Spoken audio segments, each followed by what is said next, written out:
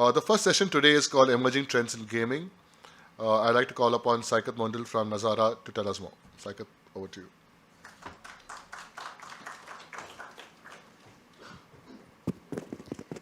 Hey guys, hi, can you hear me? Is the mic working? Okay, perfect. Hi guys, good morning. Good to be here. Kochi is always my favorite destination to be at.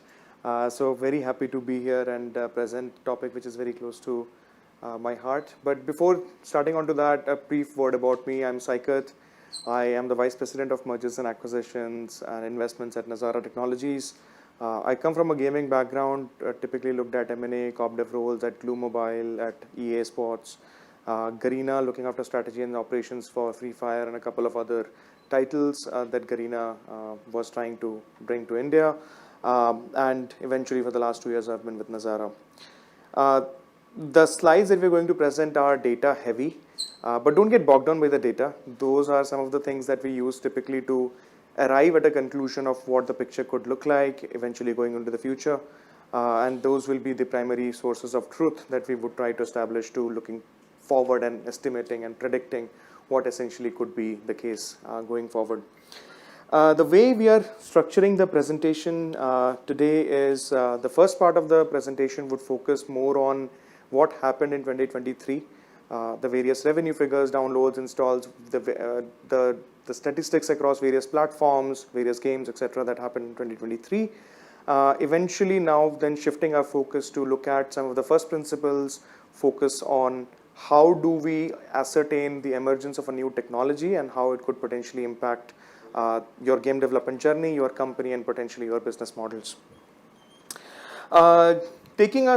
Taking a hit at the mobile gaming revenues as an overall consolidated basis, it may be very difficult to believe if you are not from the gaming background, if you're starting new, or if you do not have any background on it.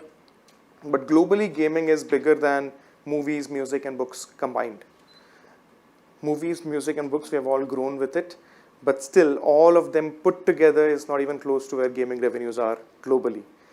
India should not be the case that the other verticals of media is bigger and better. Eventually, we'll catch up and gaming will be much bigger in India as well going forward. The other interesting thing about gaming is 2020 was a very interesting year from a COVID standpoint. A lot of people were stuck at home, people started playing games. So it was a massive uplift of 23% that we observed versus the previous year, which was 2019. A lot of new genres, innovation, mechanics was put into place in 2020. The interesting fact post 2020 is despite the global and macroeconomic trends in 22 and 23, where the funding has literally stopped, interest rates have risen, there's tensions of war across the globe. Basically, the money flow has stopped. The bloodlines to the innovation and growth that we are all here to achieve and strive for has sort of taken away some of those capabilities, but yet it has not touched the COVID baseline. So it has continued to grow, which means the users that we have added in 2020 are continuing to engage and becoming gamers in their own sense and their own definition. You don't have to be a AAA or a console player to be called as a gamer. You can be a mobile player, and we are continuing to engage those users, which is a good sign for the industry overall. The other interesting fact is Middle East, Africa, and Latin America are the two highest growing geographies globally. India is definitely one of those shining and bright spots when it comes to APAC.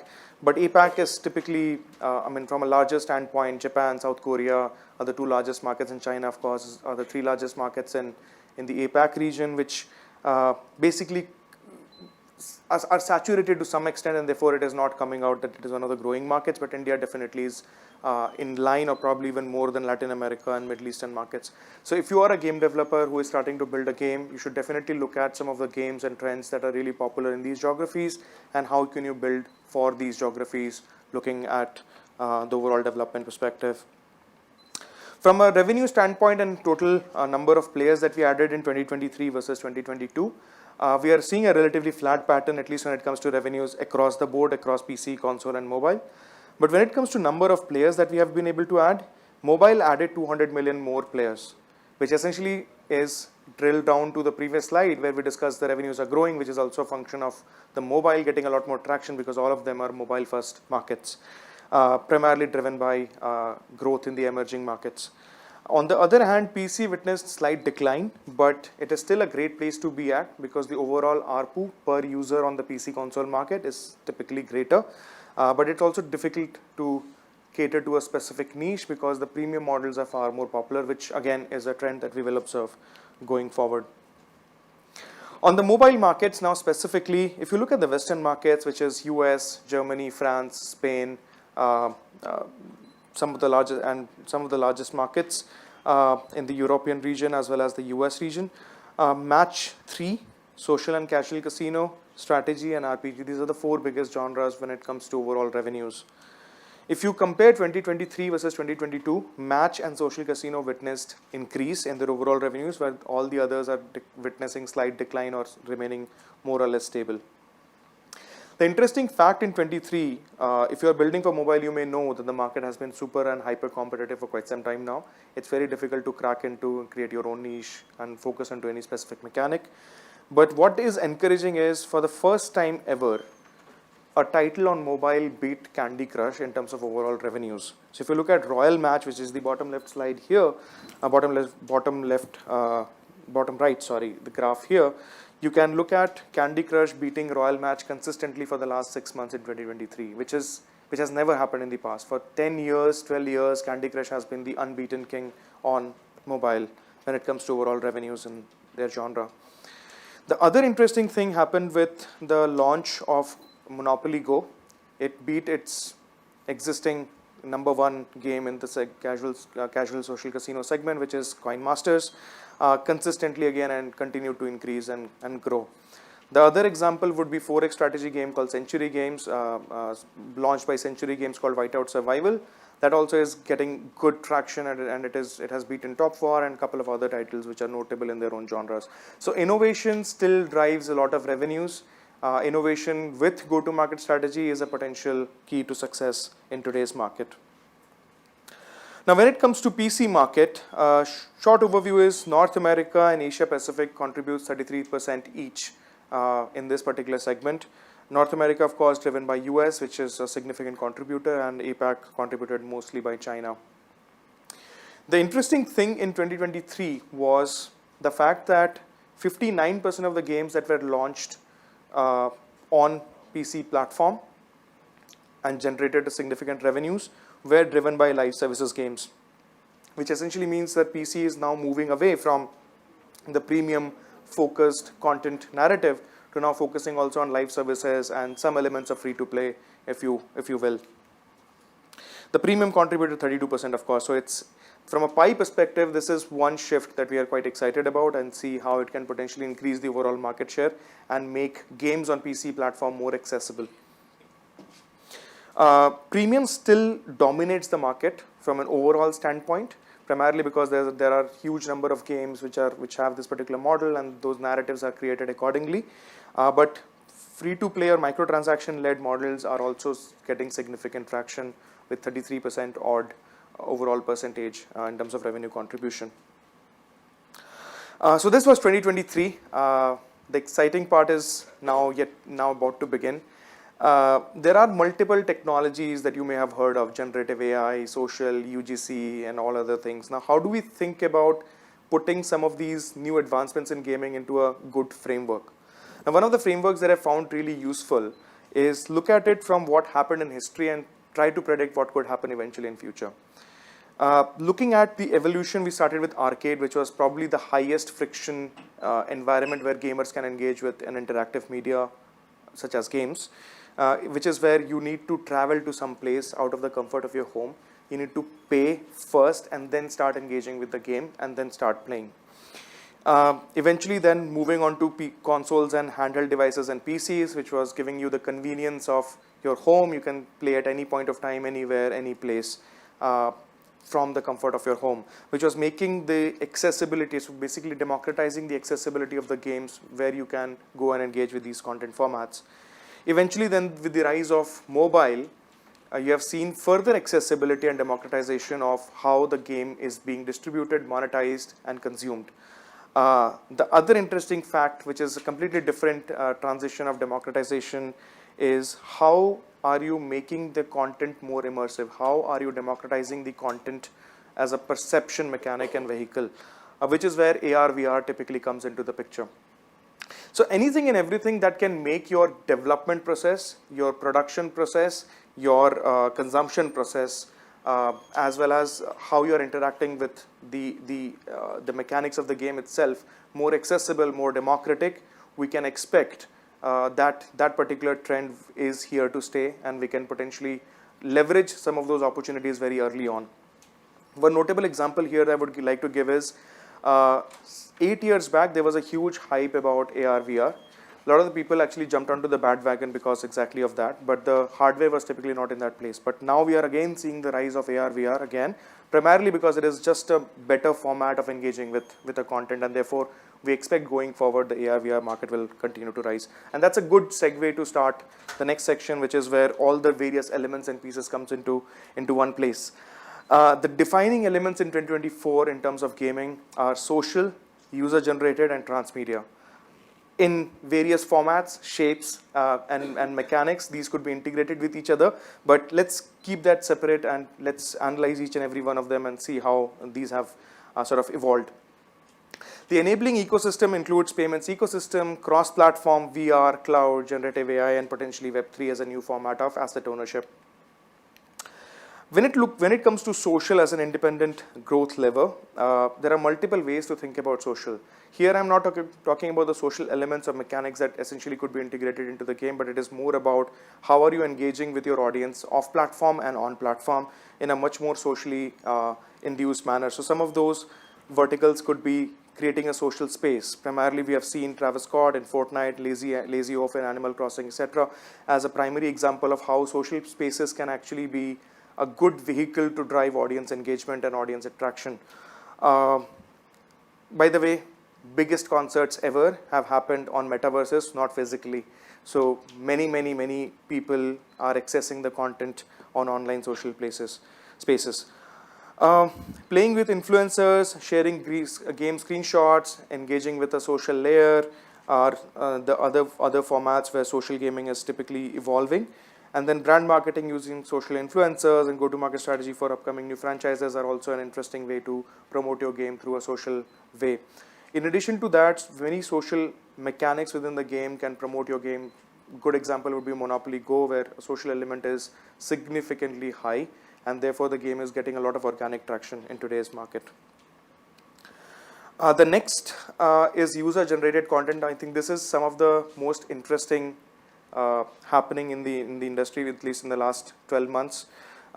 Multiple new players have introduced numerous interesting formats through you can create user-generated content and experiences. The best way to look at different formats, and this is just a small set of those user-generated content platforms that are available in the market today, but what it as a developer means is you can actually go ahead and try and develop content for some of these platforms. There are many developers who are generating millions and millions of dollars of revenue, 18, 19-year-old kids specifically, on Fortnite, on UEFN, and multiple other platforms. The way to think about social would be, you can, on the vertical axis, you can think of it as same genre of games, so something like a Roll20, which is primarily focusing on dice-based games only. So Dungeons and Dragons is a great example of it. Any variations of Dungeons and Dragons is probably something that you can create when you think about verticalized UGC map. On the horizontal, you can think about platforms like Roblox and UEFN, where you have different genre of games put together in one social format, one UGC platform format. On the left hand side, you have game first, which essentially means that it is revolving around the same core loop of the game. And on the platform first approach, you have the platform as its core capability and core strength. You can create different experiences and different experiences and games across that platform or around that platform. The third vertical, which is again very interesting from a gaming evolution standpoint in the last couple of months, is transmedia. We are increasingly seeing great examples. One of those examples is put out in front of you, where Fallout, a series which was launched on Amazon on the 10th of April, basically witnessed a 700% increase in overall active user base, concurrent users primarily, prior to the launch and after the launch. It's a massive boost for your game. So any new format, content format that you can see can create, and this is just one game. They have 3 or 4 different games in that overall Fallout franchise. Each and every one of those games witnessed a similar sort of uptick. The other thing which I'm interested about is there are other movies, Sonic, Borderlands, Minecraft, Legend of Zelda, Ghost of Tsushima. All of these are sort of coming in the future, and we are keeping a very close eye on how these impact the overall effective user base and engagement and overall monetization potential of these particular titles. The other example would be the launch of Edge Runners, which is an offshoot of Cyberpunk. This also saw a 200% increase in overall, 250% increase in overall MAUs since its launch in September. This is an interesting study by Newzoo, which essentially indicates that the top 50 PC console game that were released in 2023 by MAUs, 80% of those games had some format, some shape of transmedia integration. So any notable IP that are integrated into the game. So that IP integration is also another way to think about how do you engage users on the transmedia format. And on average, they believe that 40% MAU increase is typically what you could expect in your game with any launch of TV series or any other different formats across multiple other platforms. Now coming to the enabling ecosystems, the interesting fact here is the rise of web shops. Primarily with the examples of Scopely, Playtika, Supercell, Tencent, and a bunch of different companies across the globe which are notable companies. They're generating anywhere between 30 to 50% of their overall total revenues, primarily directed through web shops. Couple of short nuggets on web shops. So web shops could be viewed as an alternate payment platform. It could be viewed as a better way to engage with your users in a more customized environment, customized format. So you could think about creating specific custom bundles for a specific type of users. So if you have a very, very VVIP sort of players on your ecosystem, which are typically the whales, you can create a very highly unique custom bundle for them as well.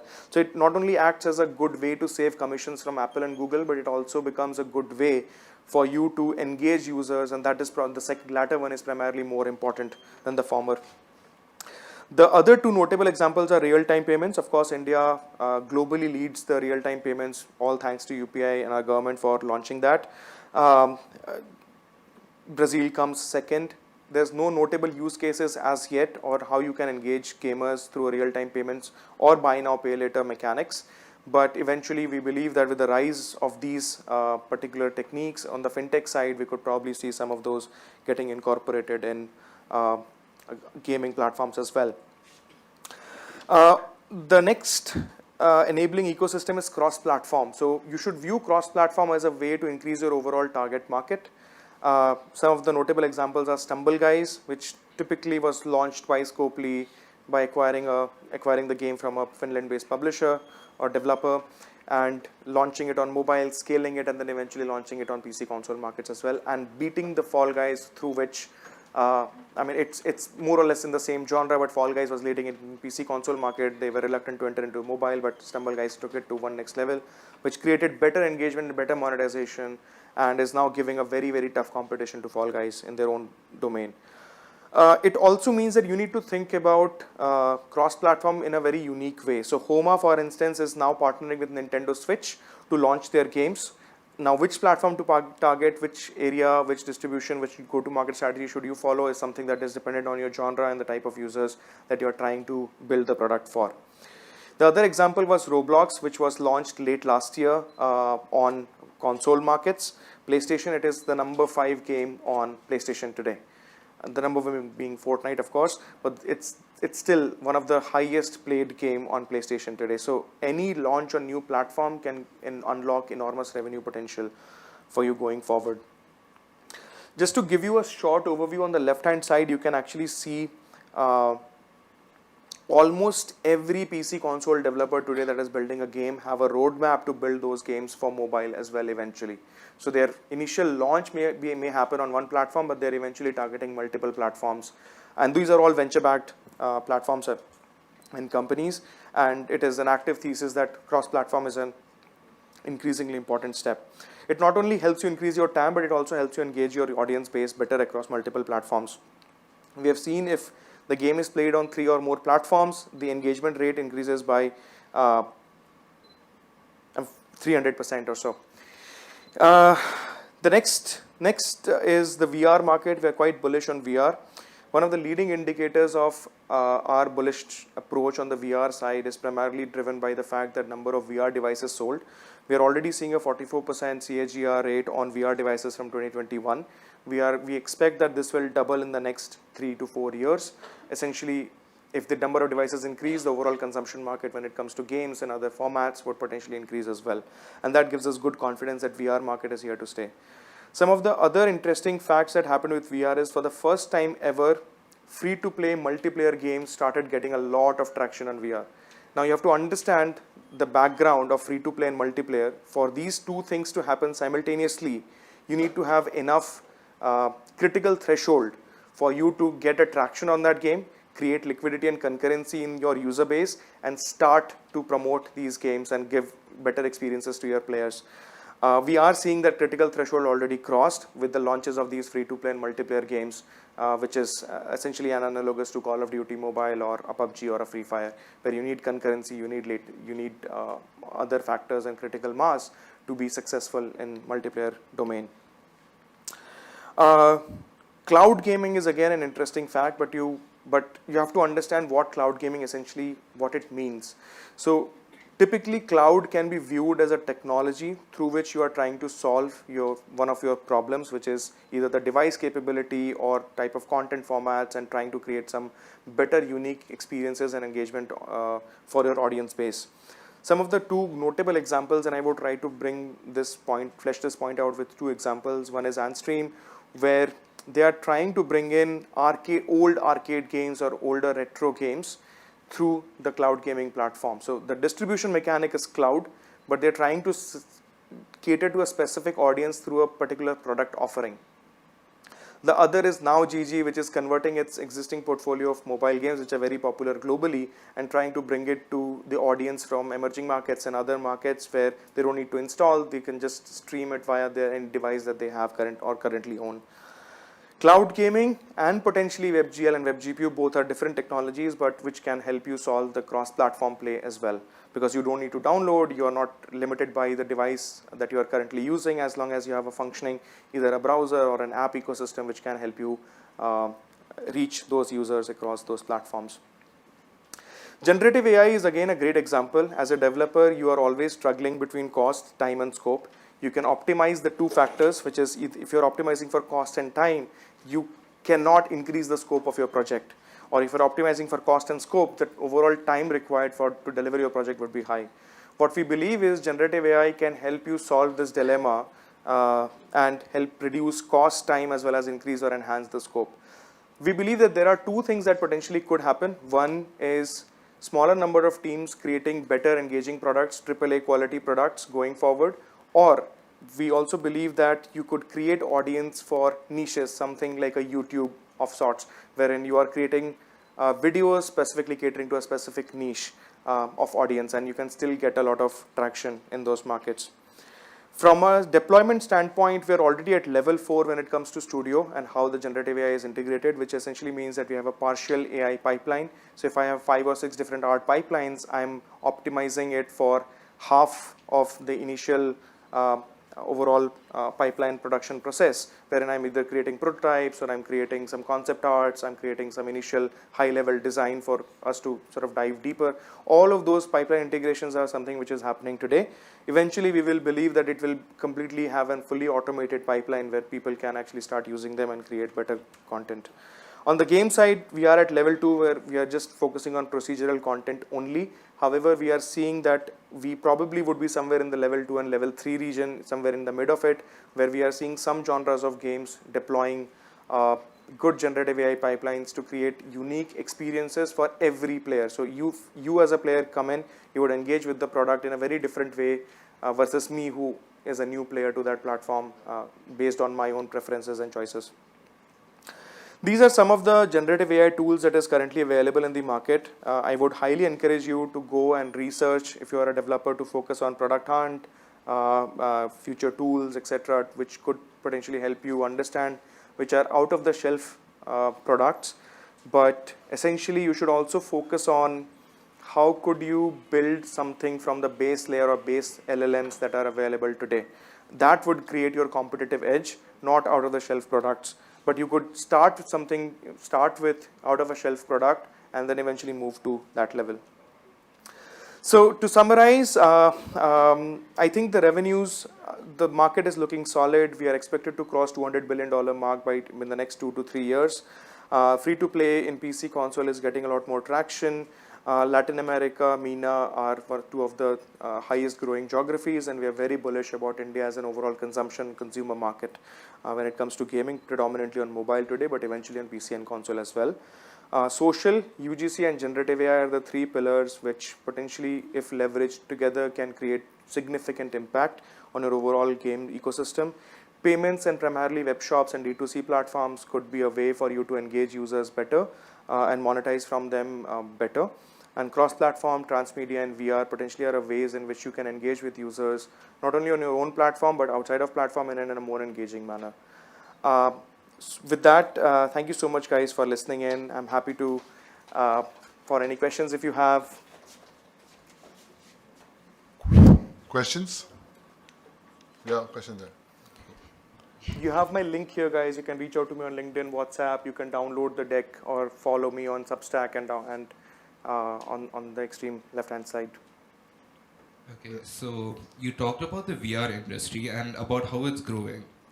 So Yeah. I am a student and I primarily do AR and VR. So like what I've noticed is in India in particular, I haven't seen that many, game dev studios focusing on VR. Yeah. Like all the VR applications so far are more industry based. Yes. So what do you think about VR in India specifically? It is getting a lot of traction. People are opening up to the idea that VR could potentially be one of the interesting ways. I mean, if you look at companies which are focusing on industrial products, it will not be very difficult for them to move into VR. So 2 notable examples are Hybro, which is doing VR work on the side, medical applications, B2B products and education products, but they also have a gaming studio. So they understand the gaming world really well. They understand the tech world really well with that VR deployment of that product. So for studios like them, for studios like Autoverse, who are constantly trying to engage with also the venture funding now backed by Lumikai, we believe that the market is ripe. You will see some interesting, usable, interesting case studies on the VR market from India. It's still new. It's a small niche market. It may take a little bit of a time, but eventually it will happen. We are very bullish on it. Thank you. Any more questions? Yeah, one more there.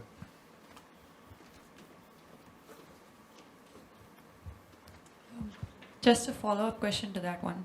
Just why is it that you've spoken so much about VR and not much about AR? Because AR, you don't really need to invest in anything to get into for the customers. Yeah. So thank you so much for that question. I think of the AR and VR, I'm more bullish about AR in general because I think the technology is already present. It's very accessible. You don't need any leading indicator. The reason why I wanted to show AR and VR put together is because those both are engaging formats where you can create more immersive environments for your users. But if you look at AR market in general, there are only 2 games. One is the dinosaur one is the Pokemon one, right? So I'm forgetting the names for now. There are some others. There are some others, but not very big, not very famous. So the market is now riddled with how do you integrate. There is a Harry Potter game as well, which basically integrates the VR, AR elements into the game as well. So the larger question is how do you integrate AR into a game format is still a question that is not solved yet fully on a full scale. But eventually we will see some examples on that. But I'm pretty sure if someone cracks it, it will be a much bigger story than VR all of a sudden overnight because everybody has a device which is AR compatible and not everybody has a device which is VR compatible. What about AR for storytelling? So it's again a niche use case. So you could potentially use it, but again, no notable example that is present which is integrated beautifully. Again, this falling back to my original argument, there are good products based out of India which are doing good, interesting work on AR storytelling as well. But the traction is not there. Sorry? Just out of curiosity, can you give an example? I'll get you one. I'll have to refer to my notes. Too many. I know a few companies that are doing exactly the same. Thank you, Saikat. Saikat is here. You can still pick his mind over lunch. Yeah. Thanks, Thanks, Saikat. guys. That was a really interesting, insightful presentation.